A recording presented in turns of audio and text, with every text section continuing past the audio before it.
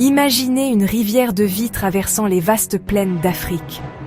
C'est la grande migration des gnous, un spectacle naturel à couper le souffle, observé depuis des millénaires par les peuples autochtones et les explorateurs. Plus d'1 million de gnous, de zèbres et de gazelles entreprennent un voyage incessant à la recherche d'herbes fraîches et d'eau, perpétuant un cycle ancestral qui façonne l'écosystème africain. Ce cycle de vie et de mort s'étend sur la Tanzanie et le Kenya, reliant le Serengeti et le Masai Mara dans une boucle migratoire vieille de plusieurs milliers d'années. Le son est une symphonie de grognements et de sabots, un mouvement déterminé suivant des routes ancestrales tracées bien avant l'arrivée des premiers colons européens. Les prédateurs rôdent, les rivières cachent des crocodiles, et pourtant les troupeaux avancent, perpétuant une lutte pour la survie qui fascine les scientifiques depuis des générations. Les zèbres et les gazelles rejoignent les gnous, créant un contraste étourdissant et illustrant la coopération entre espèces pour surmonter les défis de la savane. Les lions, les léopards et les hyènes suivent, intimement liés au rythme de la migration, dépendant de ce flux pour leur propre survie. Ce réseau complexe d'interactions est vital pour la santé de la région, maintenant l'équilibre écologique et la fertilité des sols. La grande migration est un témoignage de la résilience de la nature, mais aussi un patrimoine vivant, célébré par les communautés locales et reconnu comme l'un des plus grands spectacles naturels de la planète. Depuis les récits des premiers explorateurs jusqu'aux traditions orales des Maasai, la migration inspire respect et émerveillement, rappelant l'ancienne connexion entre l'homme et la nature.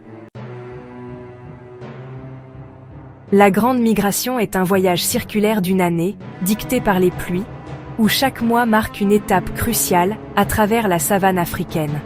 De décembre à mars, les vastes troupeaux se rassemblent dans le sud du Serengeti, en Tanzanie, autour des plaines de Ndutu et de la région de Ngorongoro. C'est ici que la saison des naissances bat son plein, avec près de 500 000 veaux qui voient le jour en quelques semaines seulement.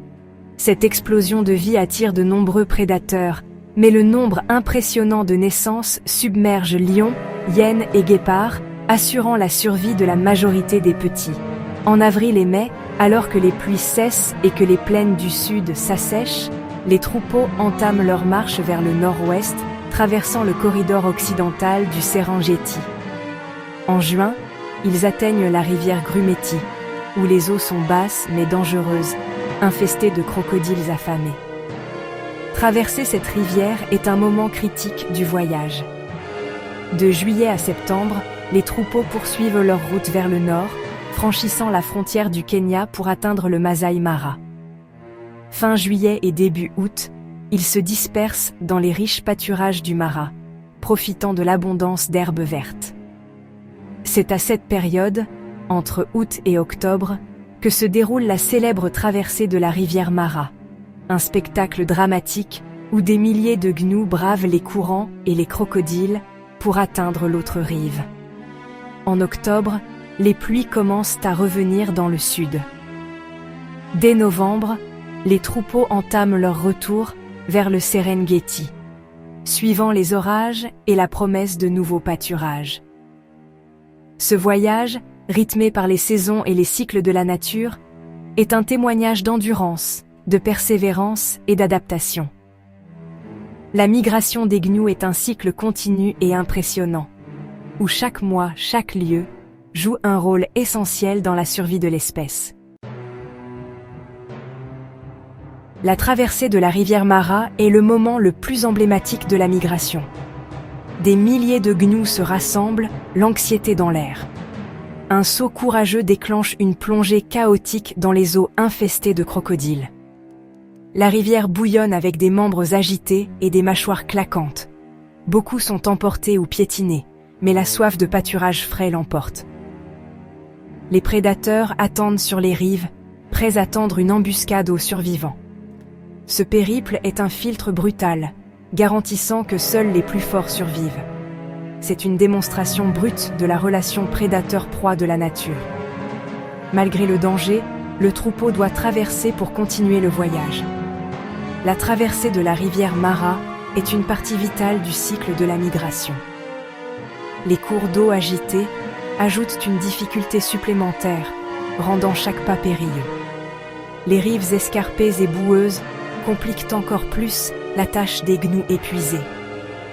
Parfois, la coopération entre les membres du troupeau est essentielle pour surmonter ces obstacles. Les jeunes et les faibles dépendent souvent de l'aide des adultes pour survivre à cette épreuve. Ceux qui réussissent à traverser continuent leur voyage, marqués par cette expérience éprouvante. La Grande Migration est une merveille multi-espèces, un spectacle où chaque animal joue un rôle unique. Gnous, zèbres et gazelles forment une communauté voyageuse, avançant ensemble pour survivre. Les gnous, véritables architectes de la migration, broutent les herbes hautes, exposant des pousses nutritives pour les autres. Ils ouvrent la voie, et leur nombre impressionnant offre une certaine sécurité contre les prédateurs. Les zèbres, dotés d'une vue perçante, guident souvent le troupeau.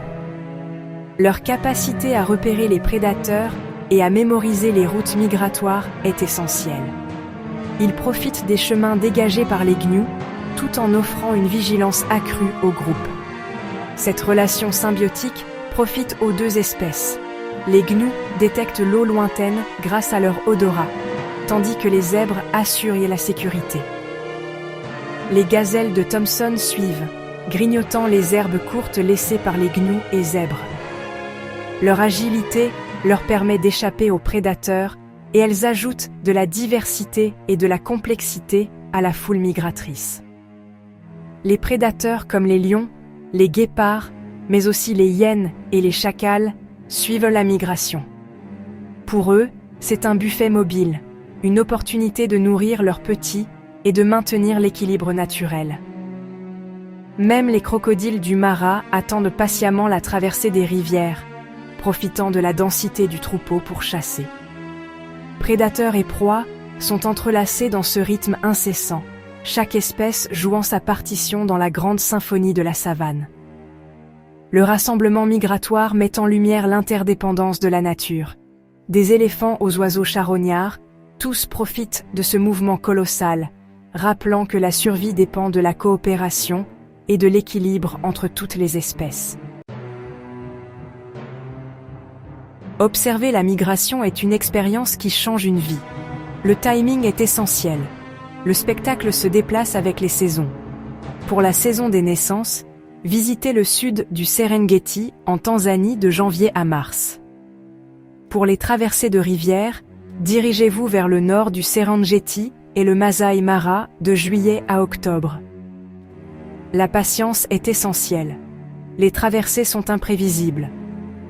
Le corridor occidental offre une expérience différente et intime en mai et juin. Elle façonne le paysage et soutient l'écosystème. Cela met en évidence la profonde interconnexion de la nature. En être témoin est un humble rappel de la grandeur de notre planète.